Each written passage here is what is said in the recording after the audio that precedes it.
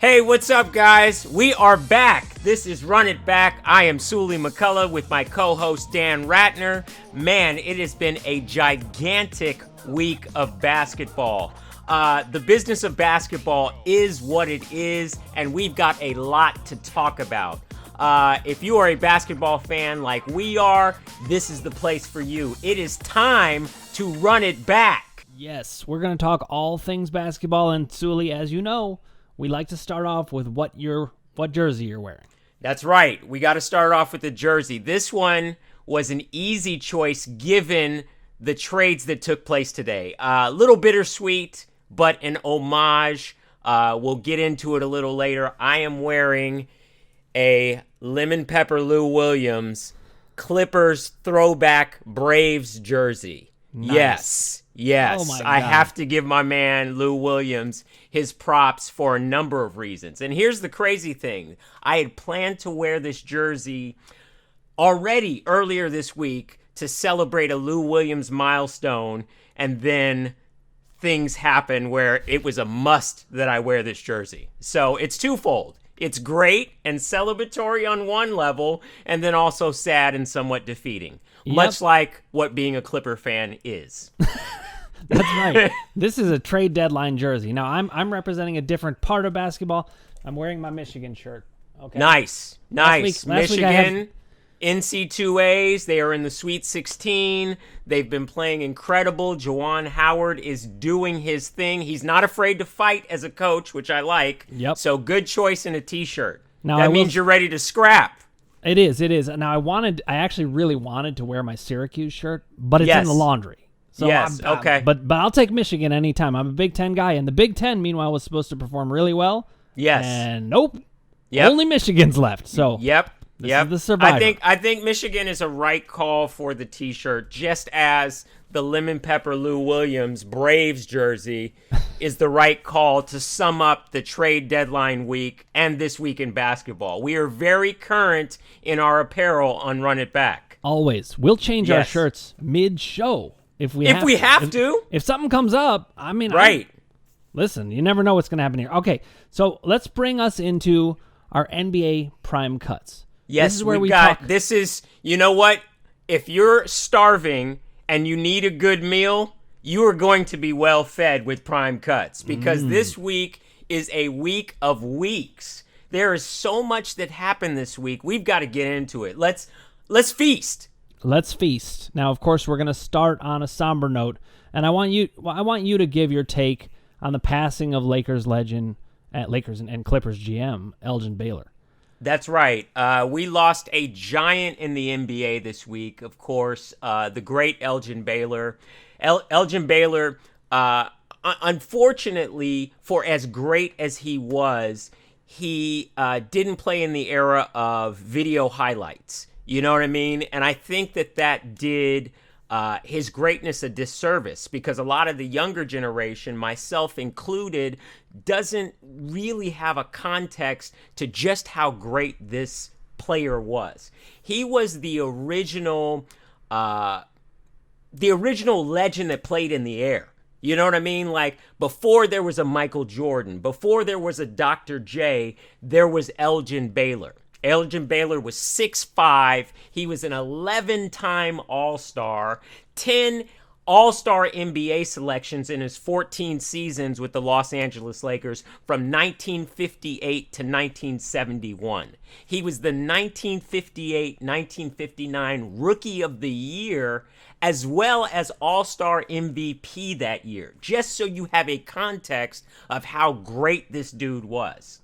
He averaged a double-double for his entire career, with 24 points and 13.5 rebounds a game. That is a dude that is feasting. Yeah, and this is something I wanted to say, and it fits with this show. We keep the history in mind, because that's part of the game, and I wouldn't want Elgin Baylor to just fade into the background. Right. He Right. reminds me, like in music, it reminds me of like Robert Johnson. Yes, This yes, guy- absolutely. Absolutely. The great blues legend, Robert Johnson. And he led to so many things, but there's not footage of him much, well, not at all. So yes. Well, that's the thing. It's like the game was very much before Elgin Baylor played on the ground. You know what I mean? Your guys like Bob Cousy were superstars because they could dribble and, they were fancy on the ground. But Elgin Baylor really took the game. He made dunking an art form, finishing at the rim an art form. He is a innovator who doesn't get the credit for how much he changed the game. One stat that I really love about Elgin Baylor is he averaged 34 points and 19 rebounds in his third year in the NBA, and followed it up with 38 points and 18 rebounds the following season. And here's the crazy thing, Dan. He did that while he was in active duty in the Army. And he could only play for the Lakers on the weekends. Can you imagine a superstar in this era, like a Kevin Durant, not being available to play during the week because he's in the military? No, and it shows you what a different time it was, but it's also like there's a little bit of Ted Williams in there. There's a little bit of Robert Johnson. Elgin Baylor needs to be recognized in this way, and I'm glad we're doing that. But now let's flow into where the game has evolved now.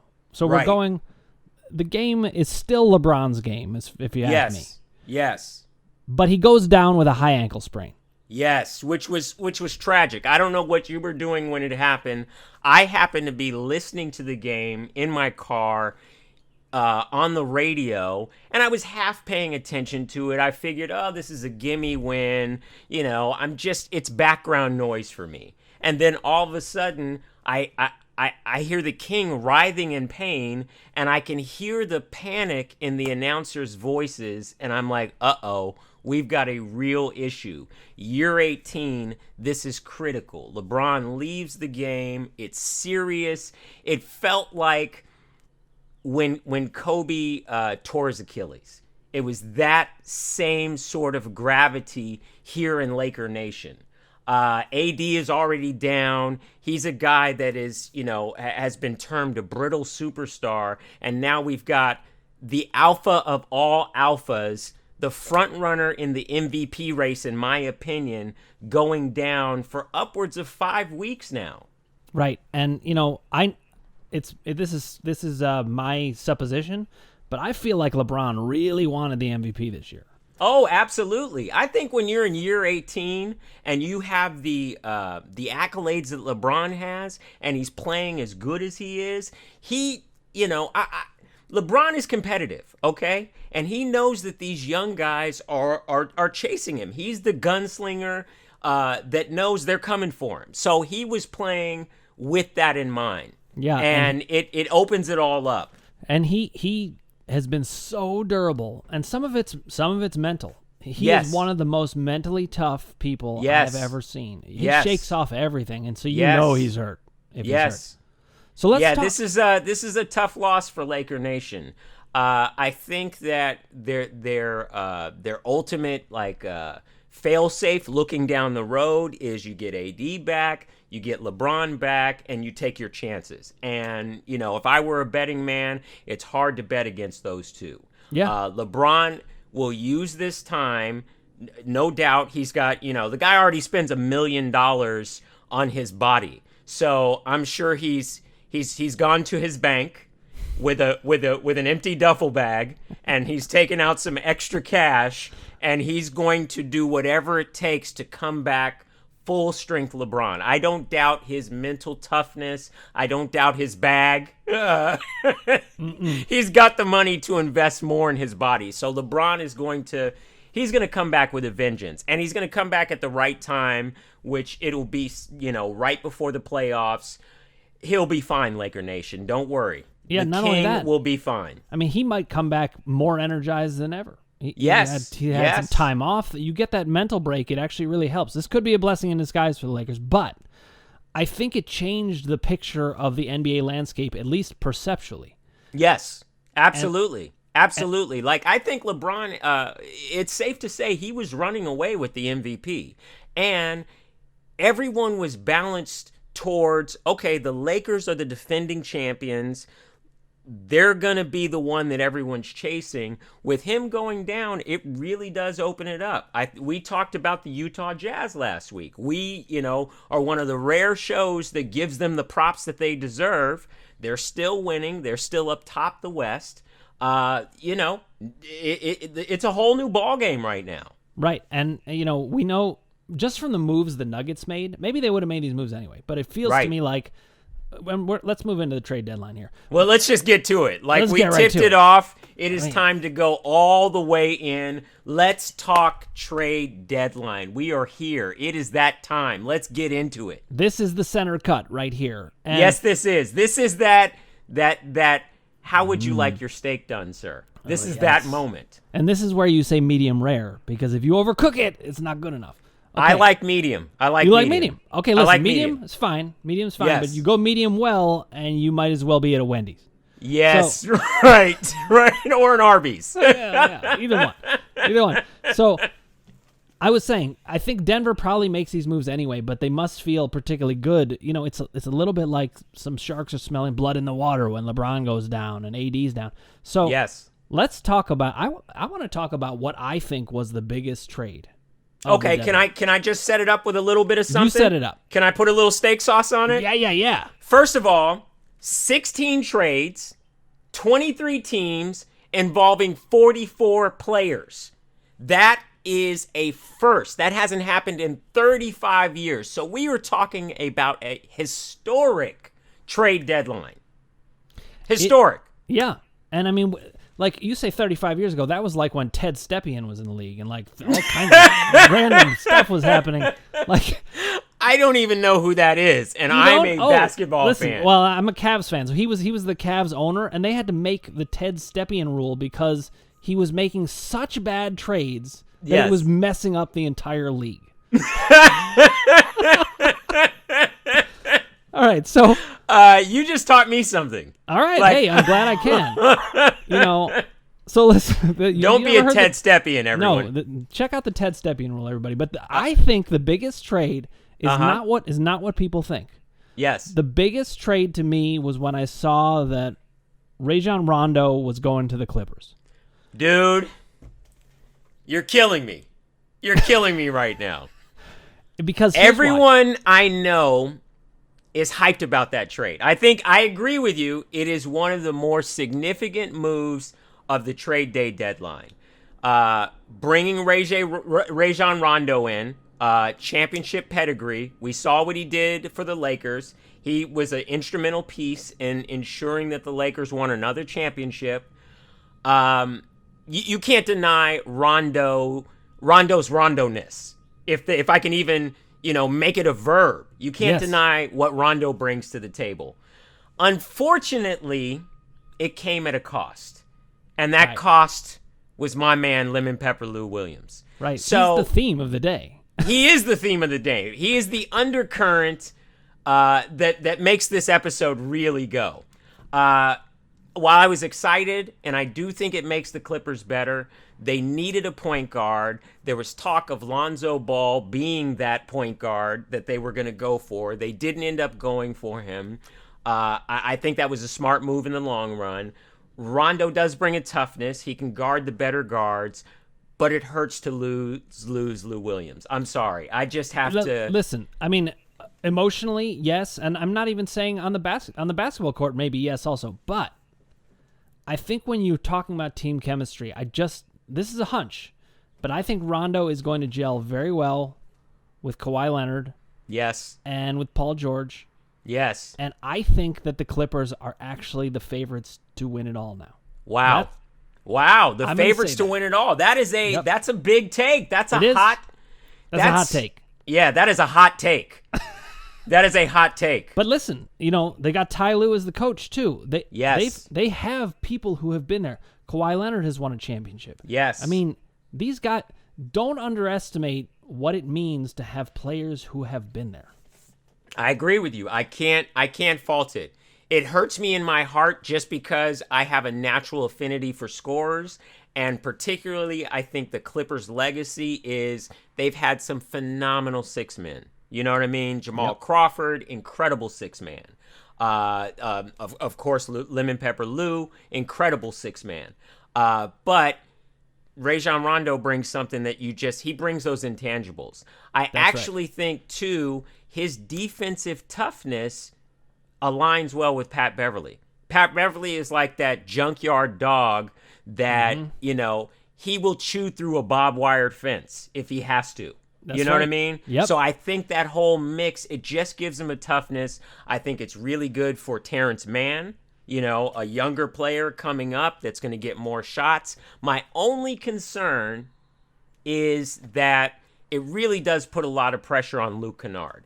Luke Kennard's been having a great year so far, but can he really make it happen when it matters most? We'll have to see. We're going to have to see, and we'll see how my hot take ends up checking out. But let's talk about... I like it, though. Yep. I like it, though. As a Clipper fan, to hear that we're the favorites to win it all, how can I not be on board? Well, because I do think LeBron's going to come back, and he'll be strong, but they're not in sync. Their chemistry isn't all in sync, and it's not always easy to get your house in order. So let's talk about the other winners and losers from the trade deadline. Okay, well, I'm gonna pick up on your hot take.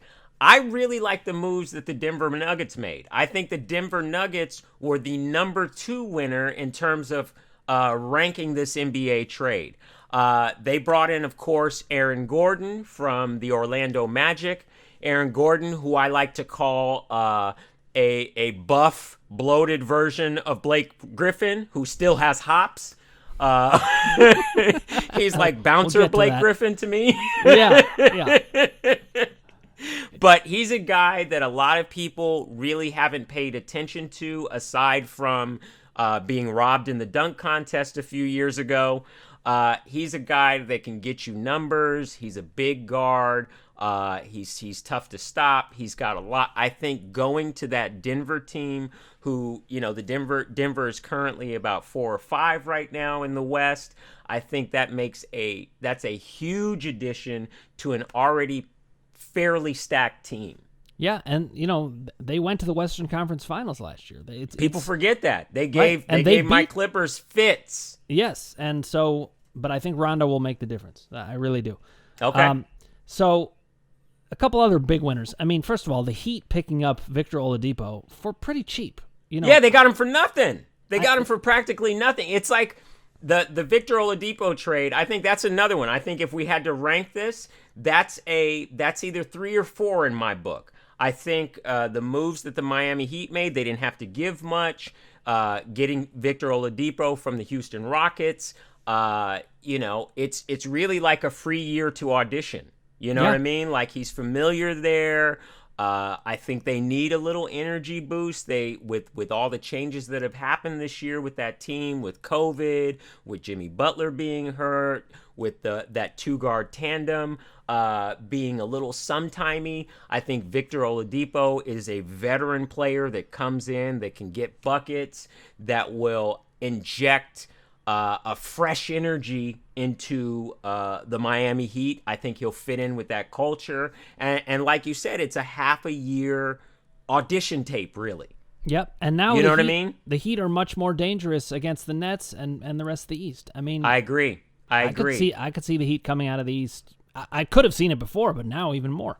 Yeah, I think that's a great pickup for the Miami Heat. I think another team that's worth discussing is I like the moves that the Chicago Bulls made. Chicago Bulls made some very sound moves to give their spectacular burgeoning star 2-guard from UCLA a little bit of help. I love the moves that the Chicago Bulls made. I totally agree, and I think it sets them up for the future also. This is They were the one team that I thought got better in the long run. Yes. Well, so big winners. The players that they picked up, too, they picked up Vucevic and Al-Farouq Aminu. Al-Farouq Aminu used to play for Portland, and I like what he brings to the table. He's a long point veteran forward that stretches the defense. He can do a few different things. He's one of those players that it just gives Zach LaVine some help, some much needed help. Zach LaVine is carrying the weight of being a superstar and the primary offensive weapon. He reminds me a lot of ways of what Devin Booker was doing in Phoenix before he got some pieces around to take the pressure off. Yeah, I totally agree, and I think Vucevic is the key. This guy is going to change things. But they also brought in Daniel Tice. And we're going to talk about the Celtics in just a little bit because we got to check in on the state of the Celtics. Yes, we do. Yes, we do.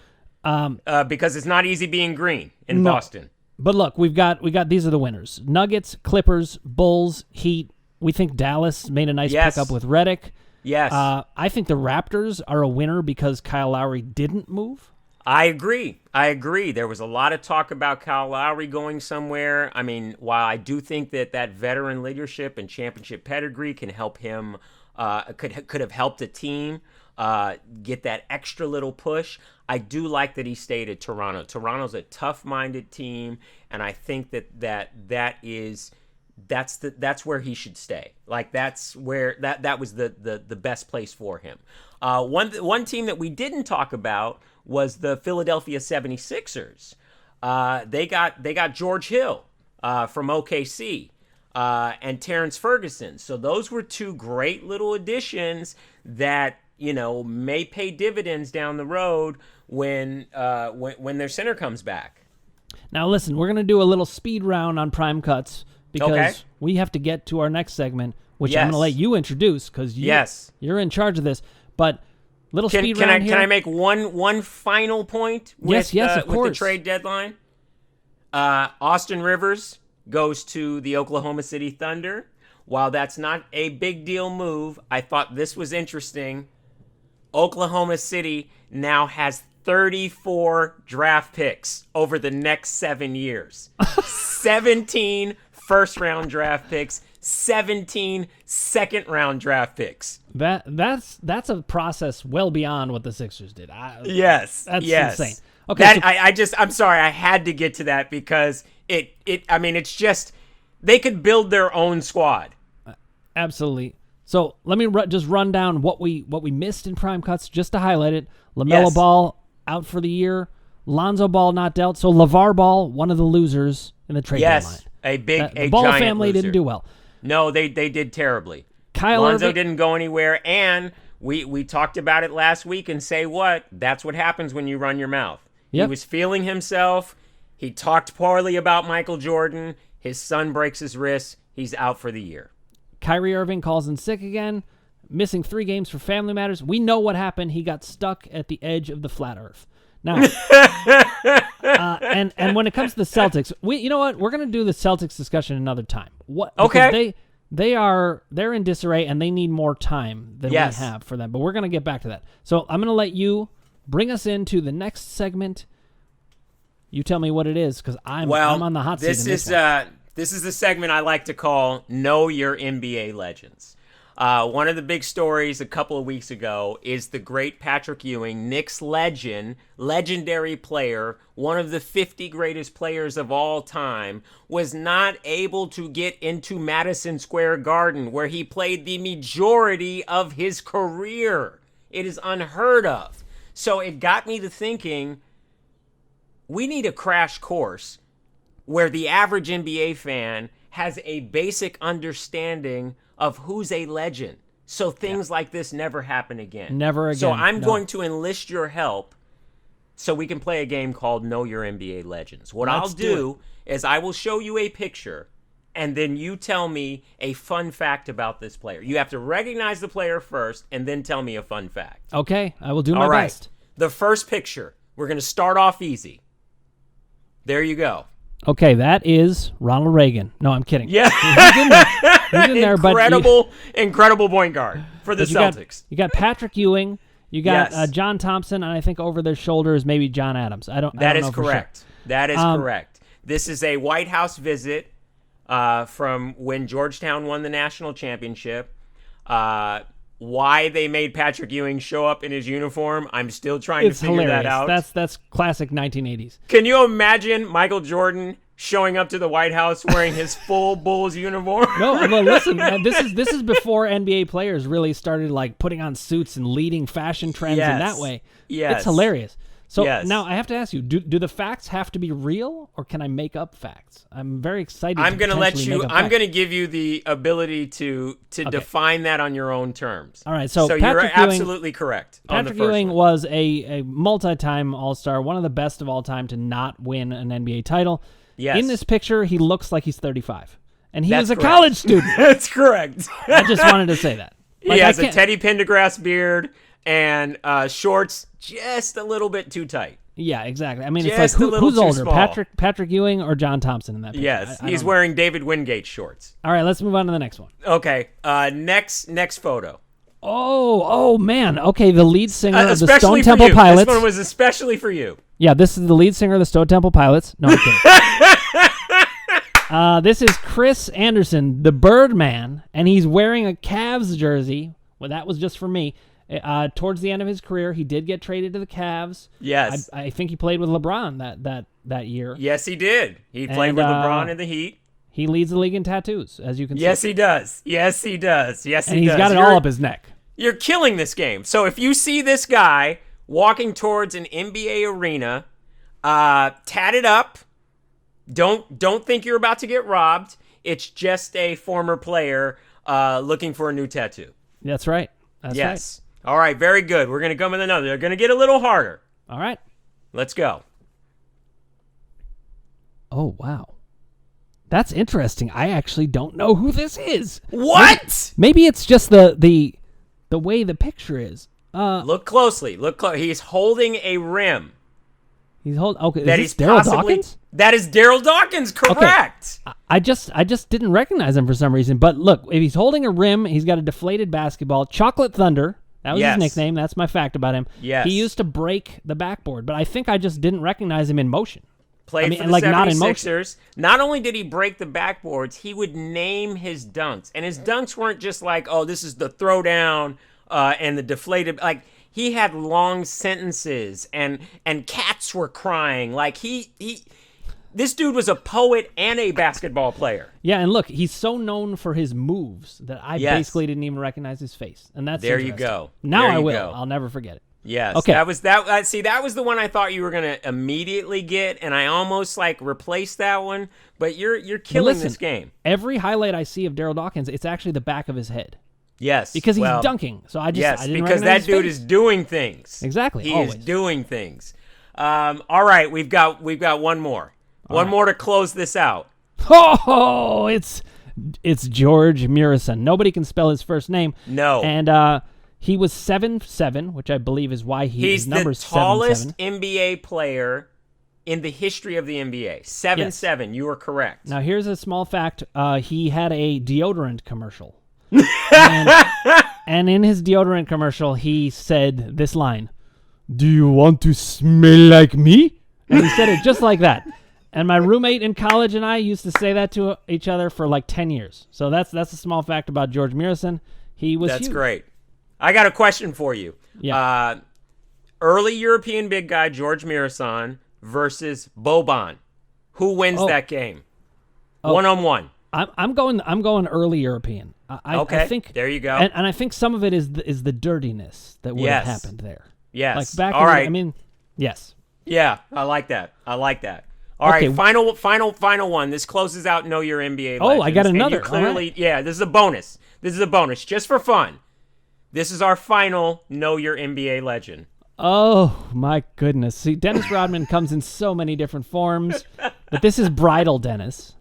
Bridal Dennis. Dennis Rodman had so many fantasies. He wanted to play naked. Yes. At one point. Yes, he did. And Yes. Rodman is just one of the best stories of all time, from his Yes. bad boy days to all of his weird stuff. And then he comes to the Bulls, and people think, how's that going to work? And Yes. the fact that worked, you saw it in The Last Dance, was amazing. And he's just a very colorful guy. He doesn't have the lip ring yet. No, But, no, this is pre-lip. If you see this guy in a dress coming towards you, just run. Yeah, definitely, because Yeah. the worm has turned. Yes. Yeah, Okay, and if he did get a chance to play naked as he wanted to, he would have clearly broke the rebound record that night. Oh, for sure. And Yes. there would have been a lot of flapping of the scrotum. Yes. Everyone would have Yes. seen it. Yes. You heard it here. You It didn't gives expect to hear that phrase. new meaning to loose ball foul Rodman. There you go. Okay, let's get now. I loved this. We got to come back to it. Yeah. Now we're going to go to Dunk of the Week. Man, I'm about to dunk on this fool. Oh, yes. This is my favorite Dunk of the Week segment. And let me just set this up. Blake Griffin is now a Brooklyn Net. So we decided to pay a little tribute to Blake Griffin and give him the Dunk of the Week. This is Blake Griffin's Dunk of the Week.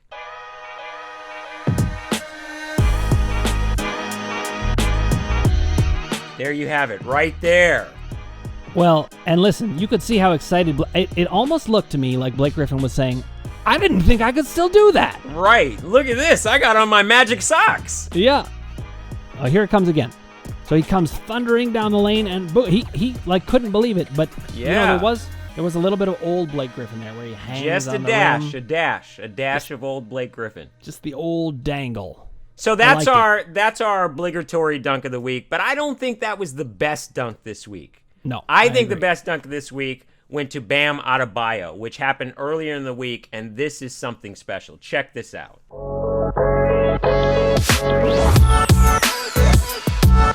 Whoa. Yeah. Okay, wait. I hope they show the replay on this because I need to see that again. Yeah, we all do. That was a vicious dunk. That is the dunk of the week. Blake Well, Griffin, happy you're back, but come on. Look at this. Do he this. extends Look the at that. full arm. He put his knee in his chest, and then full extension. He got even his fingernails up in there. I know, and look, he has the ball like rolled up. Yes. I love that. Yeah. That's like I'm in full Yeah. control. And Yeah. he extends. It's like a Tyrannosaurus Rex. I mean, Yes. Yes. and look, Sabonis is trying to take a charge, but instead he got a face claw, Yes. accidental face claw. He Yes. didn't mean to do it. And he's got a nice little chest imprint of Bam Adebayo's knee, That's right. I think which he he actually can has have heat, for upwards of 2 to 3 weeks. heat number 13 is plastered on Yes. his chest. But here's the other way you know that's the dunk of the week. If you saw afterwards, if you're watching this show, go back and rewind the tape because you will see Domantas Sabonis walks away like he just came out of like a war zone. He's Yes. like, I Yes. don't know what just happened, but Right. it's going to take me a couple days to recover. Right. Right. I think he contacted his insurance provider after that game. Absolutely. Now, some people bring the thunder with a dunk. Some people bring it with a quote. And we're going to get into Say What? Which is one of my favorite segments, everybody. Say what? Yeah. And man, we are chocked with things that people said that we got to just jump into. Let's start off with just a funny say what. That's right. Let's just start with a funny say what. Okay, Ja Morant, There we go. please set it up. I'm going to set it up. So, first of all, it's college basketball tournament. Ja Morant, not that long out of college. So he's Yeah, right. He was just playing in the tournament. he's looking around and I'll read the tweet and then you give me your take. Okay. He tweets, definitely would have been in the Final Four if I was playing against these college teams. There's something so funny about it.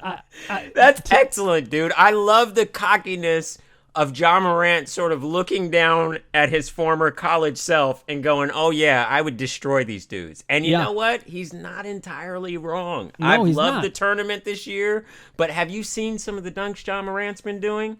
Not only that, but if you give anybody in that tournament 2 years of NBA training, they're going to dominate. It would be a Yes. really interesting thing to do, like an experiment, just Yes. to put NBA players in the tournament and just see what happens if there's like just 2 of them. What happens? Right. Right. Okay, now we've got... Let's make a little shift right now. We've got some big talkers with some big egos that have said some big things. That's My right. first person I want to jump to, and I'm calling an audible on this one, James Harden recently said, I am the MVP. Wow. Is Yep. he right?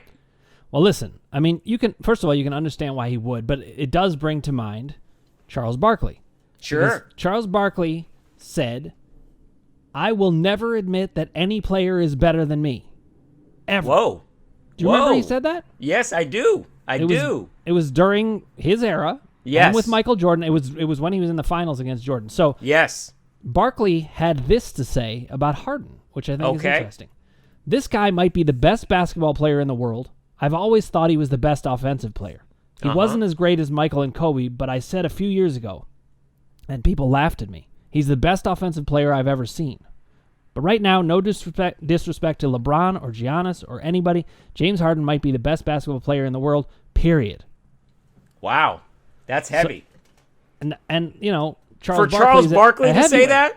Yeah. That's heavy. Now, I have to say, Charles was a little confusing there because he said he wasn't as great as Michael and Kobe, but he's the best player I've ever seen. Well, so, he also protected his friendship with Michael Jordan. Yeah. Because if you slight Jordan in any way, as we know, you will get a phone call. Oh, absolutely. And meanwhile, and I'm just, not that anybody necessarily cares about my opinion, but I'm going to go ahead and say Harden is no Jordan. Yes. Harden, I agree. Harden's a great player. He's a great player. I agree. And can you really be the MVP of the NBA when you decimated one team to go to your desired team? Yes, you might be playing great, but you can't destroy one house to build another one. Yeah, and you know what? You could say that LeBron did that, but he didn't in the same way. Like Harden not decided mid-season, not mid-season, I guess right at the beginning. At the very beginning of the season. Yep. And even when they surrounded him with players, John Wall's a good player. Like, they gave him some pieces to work with, and he was like, this isn't going to work for me. And he quit on the team. I just have a problem with a guy that quits on a team and then overperforms somewhere. Winning cures everything, they say, but you can't destroy your previous team to get to an easy winning situation. No, I agree. And when I think about the greatest of all time, players would never do things like that. Hakeem Olajuwon would never do anything like that. Larry Bird wouldn't have done that. Magic wouldn't have done that. Kareem wouldn't have done it. Michael wouldn't have done it. Right. And LeBron wouldn't have done it. Harden... Elgin Baylor wouldn't have done that. Elgin Baylor would not have done it. And Lou Williams would not have done it. All of our team players. That's right. All right, Spud Webb would not have done that. Now, we're going to transition from Charles Barkley to modern day Charles Barkley, Draymond Green. Now, when I say that, that's not meant as a disrespect to Charles Barkley, because Draymond Green is no Charles Barkley. I'm just going to come on and say it. And Draymond, if you're watching, you come on the show, I'll argue with you. Right, exactly. Draymond says that he himself is the best player to ever play in the NBA. Ever? This is the direct quote. I think I'm the best defender to ever play this game. 100%, that's my opinion. But I also think I view the game a lot differently than most people view the game. I think I just see it from a different perspective. Like the one where you're the best of all time. Yeah. I just had to interject that. Yeah. I think when you look at the things that make a great defender, reaction time, toughness, being able to see the picture long before it develops, and most importantly, in order to finish a defensive possession, you've got to rebound. And I think I rebound well.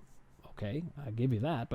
So when I look at all the facets that make up the defensive side of the ball, I think I'm great in every facet.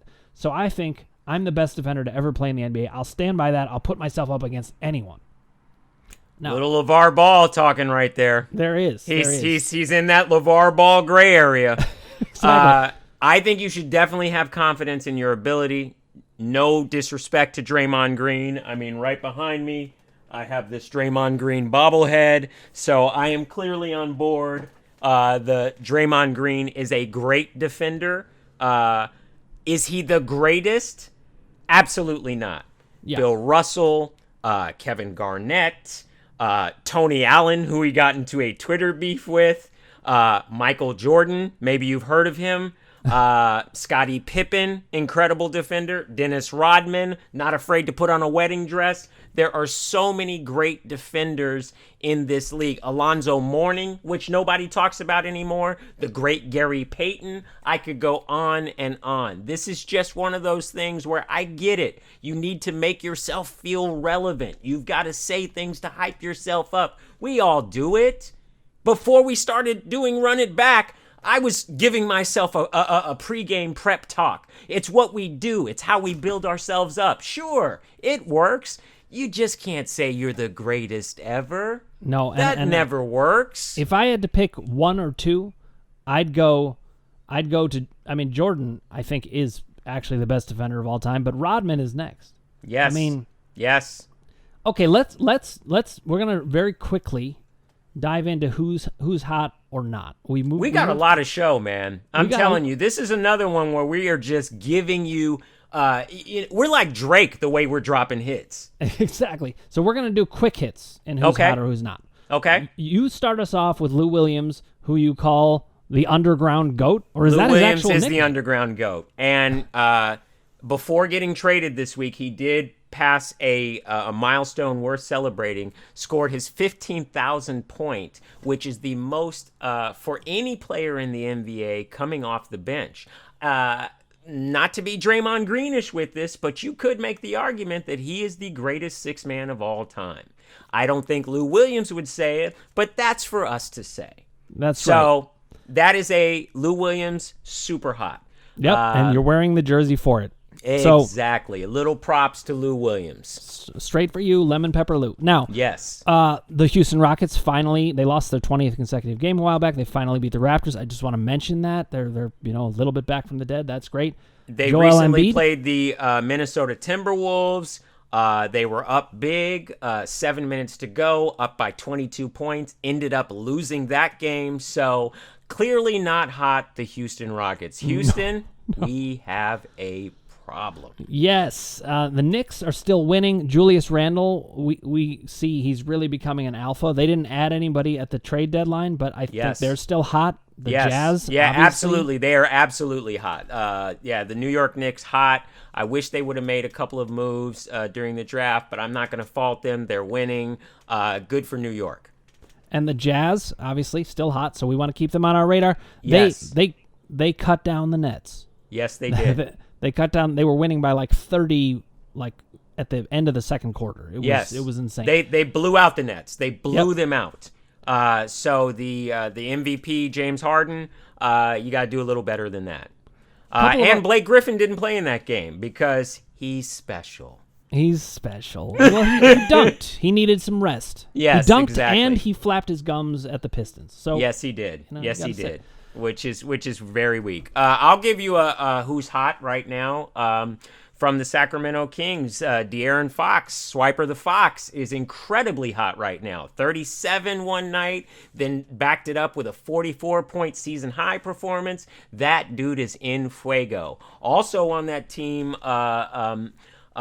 what's his name? The rookie, who could possibly be in contention for Rookie of the Year now. Tyrese Halliburton. Tyrese Halliburton, very hot. So those are some hots. I don't even know how the Kings aren't better than they are. And imagine if Hassan Whiteside would actually play normally. That team is really interesting. They didn't move Marvin Bagley, which I was surprised by, given the friction there. But that is a young and up-and-coming team. If I had a video game team to pick, I would pick the Sacramento Kings. I love what Swiper the Fox is doing. He's an undersized guard, but he gives you buck. He's one of my favorite kind of guards. I love the point guards that take it in their hands, and they're like, look, I got to give you 25 plus if we're going to win this game. He plays with that Dame Lillard kind of chip on his shoulder, which I love. I think he is the next Dame. He's rising. Yes. And oh, yeah. If I were playing NBA Jam, I would go with the Kings for sure. Yes. Now, good pick. Sully, I want to move us straight to Sneaker Vault. We want to make sure we get time to highlight, because you have so many shoes that you have a second apartment that's just shoes.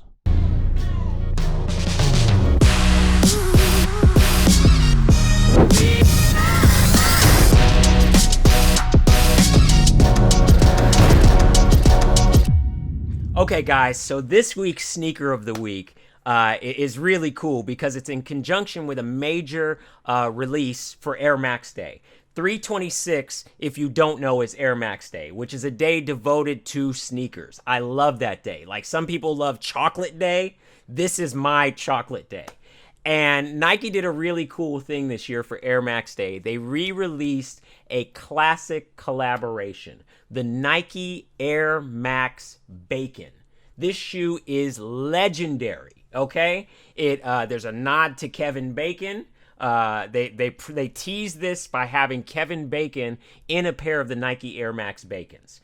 And the Air Max Bacons, it's genius. It's really genius because we're all connected to Kevin Bacon. Let me tell you why the Nike Air Max Bacon is such an incredible shoe. There was look at the pictures of this shoe. This shoe is unbelievable. And they re-released this shoe. People have been waiting for this shoe to come out. The original Nike Air Max Bacon came out in 2004. So this is one of those older sneakers that it was designed by David Ortiz. They had a sneaker boutique shop in New York called Dave's Quality Meats. The storefront looked like a place where you get your deli meats. They would keep sneakers in refrigerators. It was a dope concept. And he had a deal with Nike to create a shoe. And he had a window to create the shoe. He was struggling to come up with the idea. One day wanted a bacon, cheese, egg sandwich, bought some fresh bacon, and all of a sudden came up with the idea for the Air Max Bacons. It is one of the all-time great sneaker collabs because everyone loves bacon. To do a shoe that looks like slices of bacon, they use premium leathers. When they initially released the shoe, they released it only at this outlet in this boutique store, and there were only 48 pairs, right? So for a while, this was a grail. Like, this was a sneaker you couldn't find. If you had to buy them, they would cost you about $1,500. I actually have an OG pair of Air Max Bacons. Where did you This get is the these? original pair from 2004. And as you can see, they are incredible. Like, they're incredible. No, look, I want they to look- put them on a breakfast plate and have them with some toast. I know. No, look. I mean, bacon is so good that Yes. I would eat that shoe. Yes. So I'm glad we're doing this remotely because I don't want to eat your shoe. Yeah, That and would I'm be- not going to let you eat this shoe. This be is really my mad. bacon. But where did you get it? I found these at a thrift store, believe it or not. I was running around one day, just poked my head into this thrift store. I saw them, and I literally screamed. I couldn't believe that they were there because, like, this is a shoe that everyone wants. Like, if you're a real sneakerhead, Bacons are on your list. Like, they're right up there with an OG pair of Air Jordan 1s. And they were $11. They were $11. I love it.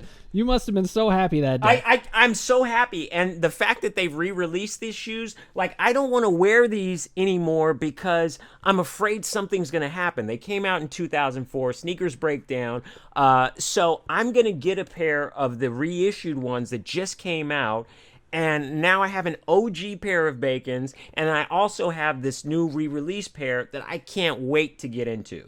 So I know Sneaker of the Week has been extra indulgent, but this is a must cop. And for a show that has a segment called Prime Cuts, and to have the Bacons, we're in there like swimwear. We're like professional butchers here, except Yes, we're doing we a good are. job. Yes, we are. All right, so this has been great. We've got all the themes. We got Lemon Pepper Lou. We got our prime cuts. Now we're getting to fourth quarter. We're out. And I always hate that moment because I love know. talking basketball with you. I know. But It's we'll do like, it again. Let's do it we again got next week. so much show, and we've given you so much in this episode. Like, this one feels really kind of meaty. You know what I mean? We couldn't even get to everything. So we're going to kick some of those to next episode, like the Celtics, things like that. But let's talk about when we do fourth quarter, we're out. We often talk about the state of the game and how it can shift and stuff. And so now this year we've got playoff spots up for grabs. Yes. In a play-in format, basically. Yes. What do we think of this? Well, you know, I love the play-in format. I think what it does is it rewards teams that are coming into good chemistry late in the second half of the season. Just like in the bubble, you know how the Miami Heat got hot at the right time and sort of ran that all the way to the NBA Finals. I think this gives other teams in the league a chance to do the same thing and benefit from playing well, getting hot at the right time. I love the idea of a play-in tournament and a play-in format. And what it does is it makes those last spots meaningful. Right. And you know what? It also it pushes back against tanking. I've always Yes. wondered, what do we do Yes. about tanking? That's a great point. With the NC2A happening in March Madness, we're seeing the better players emerging right now. This draft class will be good. I don't know if it's a game-changing draft class like the 2003 class, or there's a transcendent player like a Zion that everyone's going to be fighting for, but there are some good players. And so I just think the more you have aspects of keeping the game competitive, the better it is for us, the NBA fan. I completely agree, and this show is so much about the fan and what we want to see and the state of the league being in a good state. I think this adds a lot. So yes. This has been a great show, Suli. I can't wait until next week. I know. We've over-delivered. If you came here hungry for this episode, you have been fed in so many different ways. The prime cuts, you were fed, and then we said, you know what? We're going to give you some more. If you don't want that, we got lemon pepper Lou, we got chicken wings for you, and we got bacon. This was a hard, I'm stuffed. I feel like this episode was that post-Thanksgiving meal where you're sitting at the table and you've pushed back a little bit and you can see your belly and you've got to reach down to that jean button and unbutton that top button. That's right. It's time for us to take a nap. Yes, it is. That's clearly what's happening. Yes. So, Suli, take us out. Well, hey, I'm Suli McCullough. We appreciate you. This is my co-host, Dan Ratner. We'll see you next week on Run It Back. Like, subscribe. Let's do this. More basketball.